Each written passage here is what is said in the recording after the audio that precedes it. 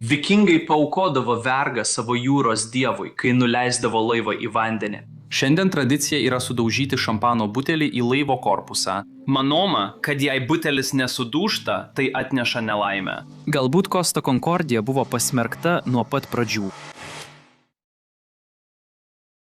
Costa Concordia priklauso ir yra valdoma garsiosios Italijos kruizinių laivų kompanijos Costa Cruises, kuri yra Carnival Corporation dalis, valdanti 50 000 pasaulio kruizinių laivų. Ji buvo nuleista į vandenį 2005 metais, kainavo $600 milijonų ir yra vienas didžiausių Italijos kruizinių laivų. Jos ilgis 952 pėdos, plotis 116 pėdų, grimzlė 26 pėdos. Tai reiškia, kad laivui plaukiant 26 pėdos yra po vandens linija. Laivas sveria 60 000 tonų. Tai reiškia, kad jam reikia išstumti 24 olimpinio dydžio baseinus vandens, kad plūduriuotų.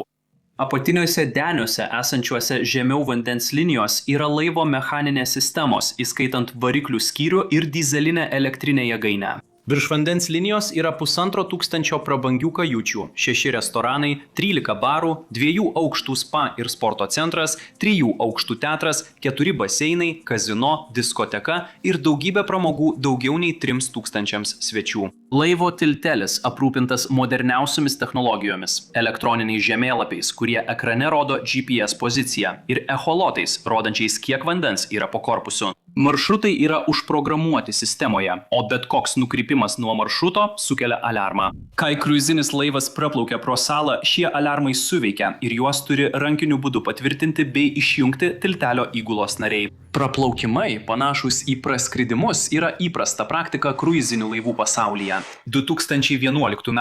rugpjūčio 14 d. Costa Concordia paprašoma kompanijos vadovybės praplaukti pro Džilijos salą kaip pasveikinimą ir salos festivalio paminėjimą. Kapitonas Franceskas Šetinas įvykdo prašymą ir Concordia dienos metu ramiai praplaukia pro salą be jokių incidentų.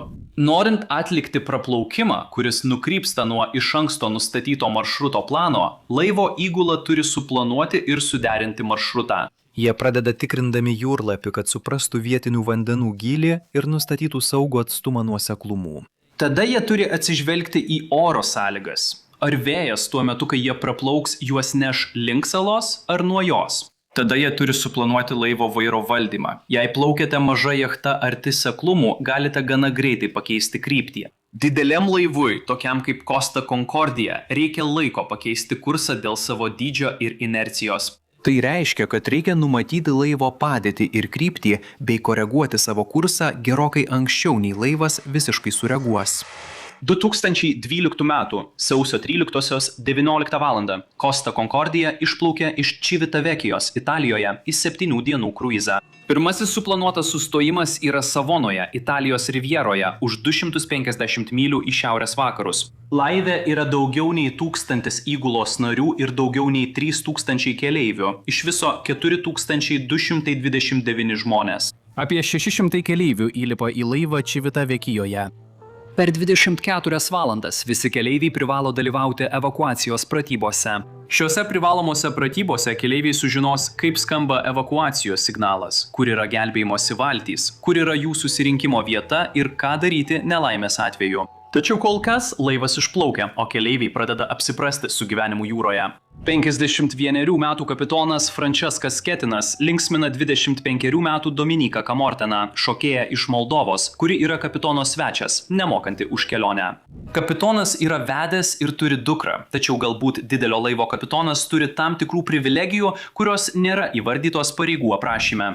Šetinas praneša savo įgulai, kad ketina pagerbti Džilijos salą praplaukiant pro šalį. Įgula sulėtina laivą, kol kapitonas eina vakarieniauti. Pirmasis karininkas Siro Ambrozio nukreipia laivą Džilijos salos link. Jis išjungia laivo signalizaciją, kuri pradeda įspėti apie nukrypimą nuo suplanuoto maršruto. Šetinas vakarieniauja kartu su savo viešnia, o vėliau 21 val. Nusiveda ją į kapitono tiltelį. Laivo vyriausiasis padavėjas Antonelas Tiavolis, kilęs iš Džilijos salos, jau yra ten. Sketino mentorius, išėjęs į pensiją Kosta kapitonas Marijus Palombas, gyvena saloje. Sketinas turi daugybę priežasčių pasveikinti Džilijos salą. Jauna mergina, kurią nori sužavėti, jo mentorius ir vyriausiasis padavėjas. Įgula dabar padidina laivo greitį iki 16 mazgų, kad atsigriebtų už laiką, kol kapitonas vakarieniavo. Kol vyriausiasis padavėjas skambina išėjusiam į pensiją Kosta kapitonui, Sketinas paprašo pirmojo karininko Ambrozijos patikrinti jam radarą. Kapitonas savo skaitimo akinius paliko kajutėje. Vyriausiasis padavėjas paduoda Sketinui telefoną, kad abu kapitonai galėtų pasikalbėti. Sketinas klausia išėjusio į pensiją kapitono patarimo, kaip arti jis gali priplaukti prie Džilijos salos. Jis sako, kad nori priplaukti taip arti, kaip 0,4 jūrmylės, tai yra maždaug 2,5 tūkstančio pėdų nuo kranto. Išėjęs į pensiją, kapitonas jam sako, kad ten yra pakankamas gylis, bet nėra reikalo plaukti taip arti, nes žiemą saloje beveik nėra žmonių. Iš tikrųjų, jis yra savo žiemos namuose žemyne.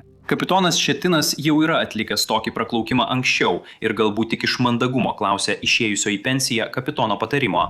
Kas man krenta į akis, tai kad kapitonas Šetinas klausė kito kapitono apie gylius, kai turėtų žiūrėti į jūrlapius, kuriuose parodyti salos aplinkos gyliai. Dabar jo dėmesys išsiskirstęs tarp radaro ekrano, kurio jis nemoka skaityti, telefono skambučio, kuriame jam patariama neplaukti per arti ir beveik galima pajusti jo bravūrą. Dabar aš esu kapitonas, aš tai jau dariau anksčiau, žinau ką darau, matau salą.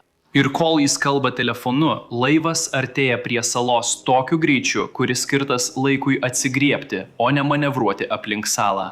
Kapitonas Šetinas dabar naviguoja vizualiai, o ne pagal prietaisus. Jis įsako vairininkui pradėti sukti į dešinę, kad laivas pasisuktų dešinėn ir išsirikiuotų su Džilijo uostu. Tačiau dabar jis supranta, kad laivas yra arčiau salos nei tikėjosi ir pamato po vandens liniją kairėje laivo pusėje esantį uolėtą iškišulį.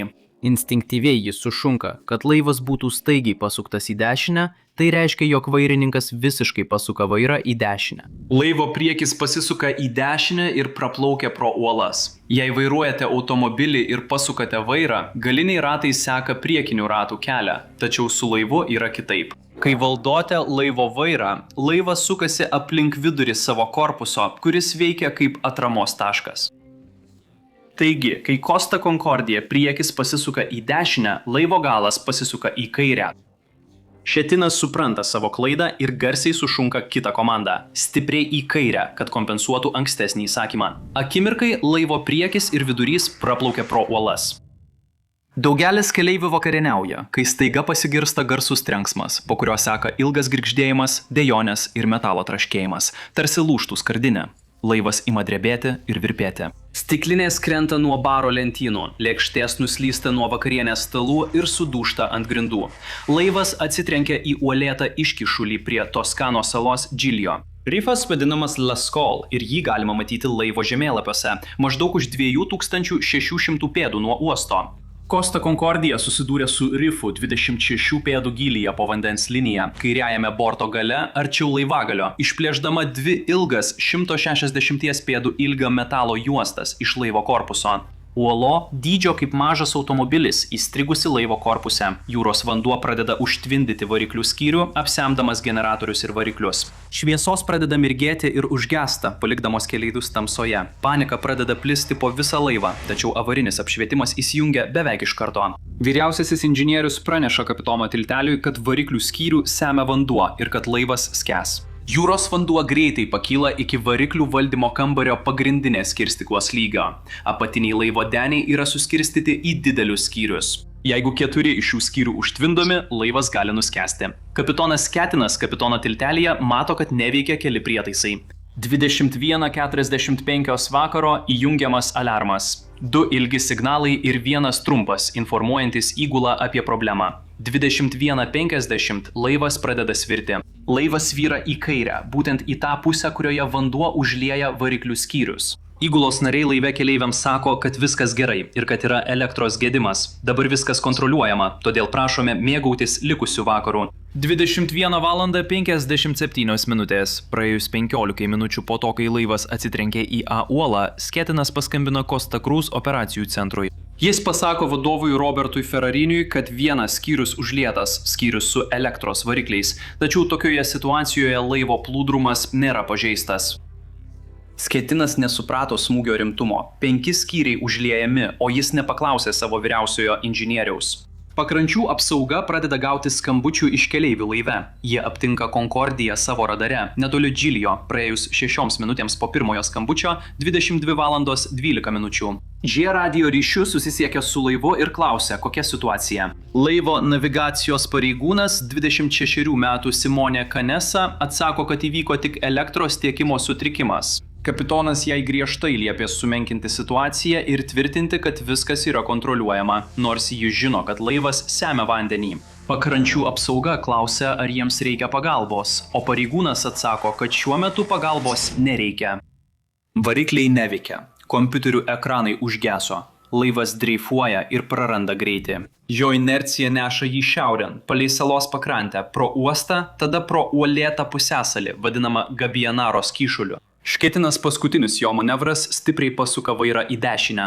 Laivo inercija neša jį į priekį, galiausiai apsukdama jį prieš vėją ir atlikdama 180 laipsnių posūkį. Dabar vėjas stumia laivą atgal, salos link. Vanduo, užliejęs apatinius denius, kartu su vėju dabar pakeičia laivo svorio centrą, todėl laivas pradeda svirti iš kairiojo borto į dešinįjį. Šketinas nuleidžia laivo inkarus, tačiau jie neįsikabina į jūros dugną. Pakrančių apsaugos tarnyba dar kartą skambina į Concordiją tiltelį. Šį kartą navigatorius juos informuoja, kad į laivą veržėsi vanduo ir laivas vyra. 22 valandą 26 minutės.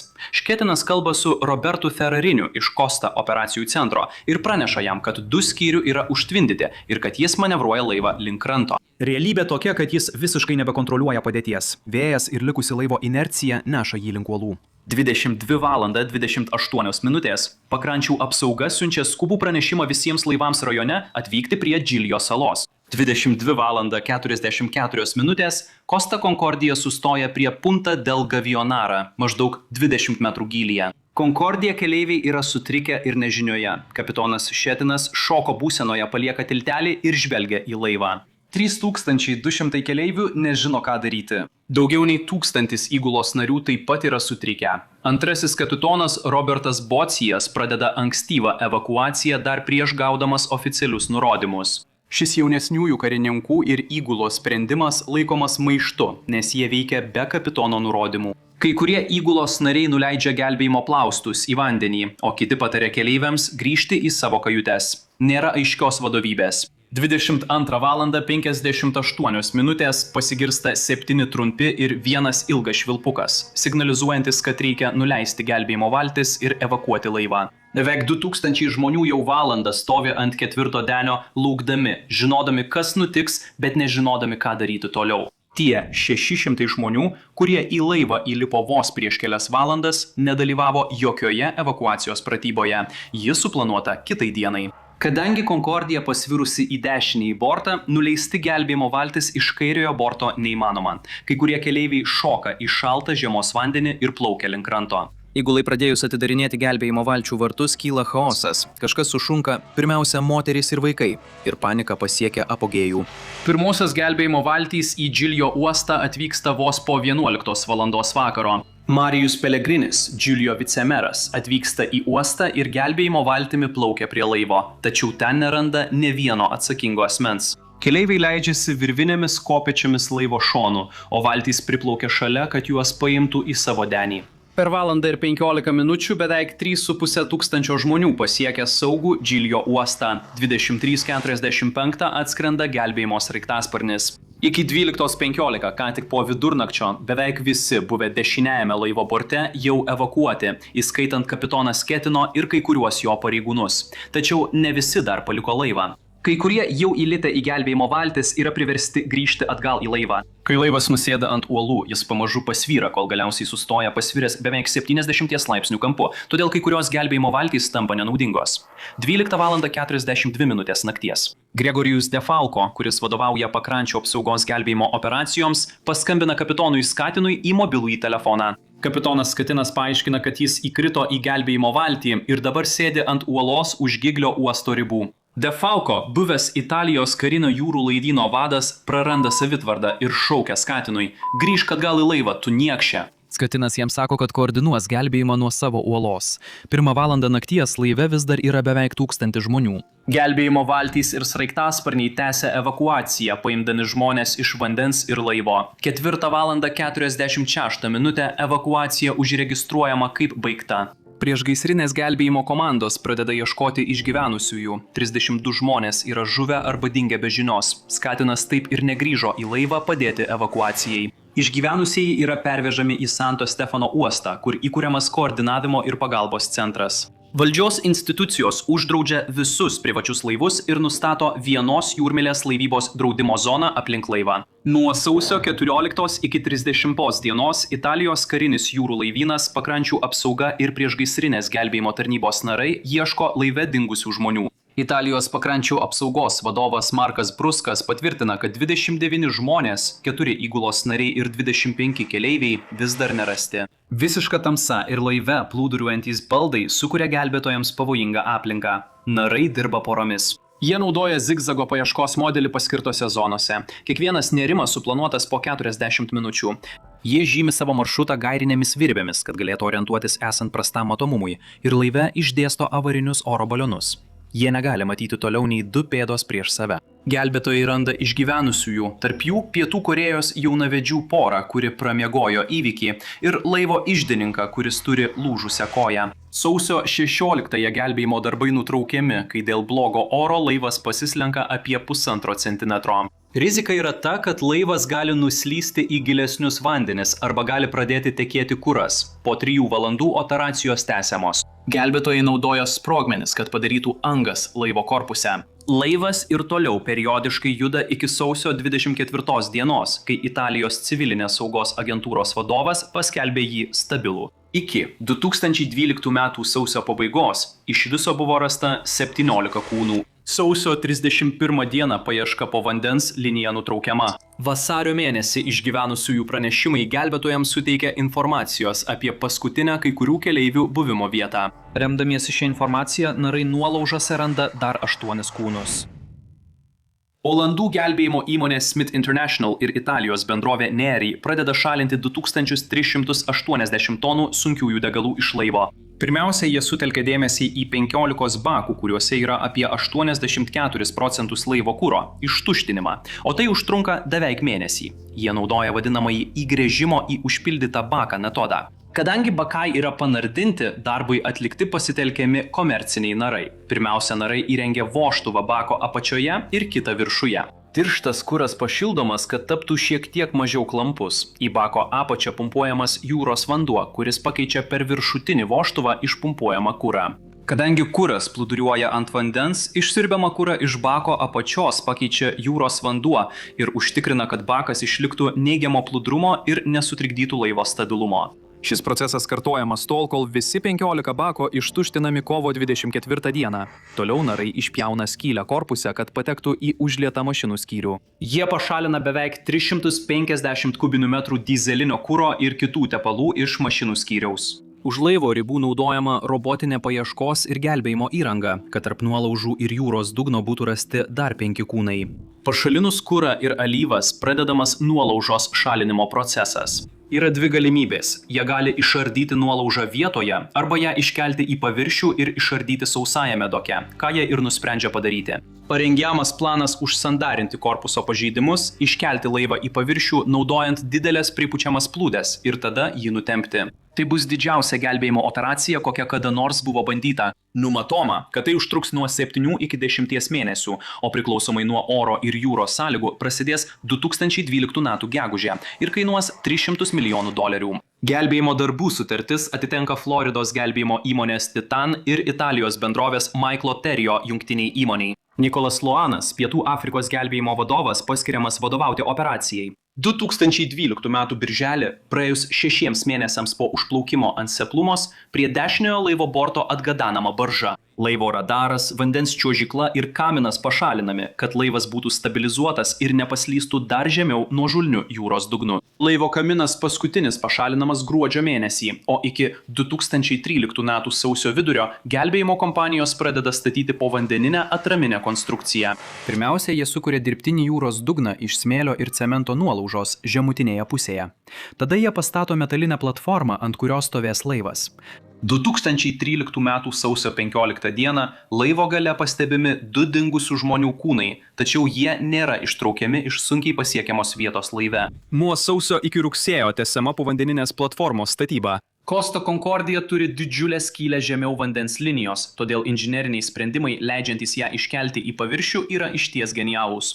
Rugsėjo 16-ąją gelbėjimo komanda pradeda procesą vadinamą laivo atvertimu.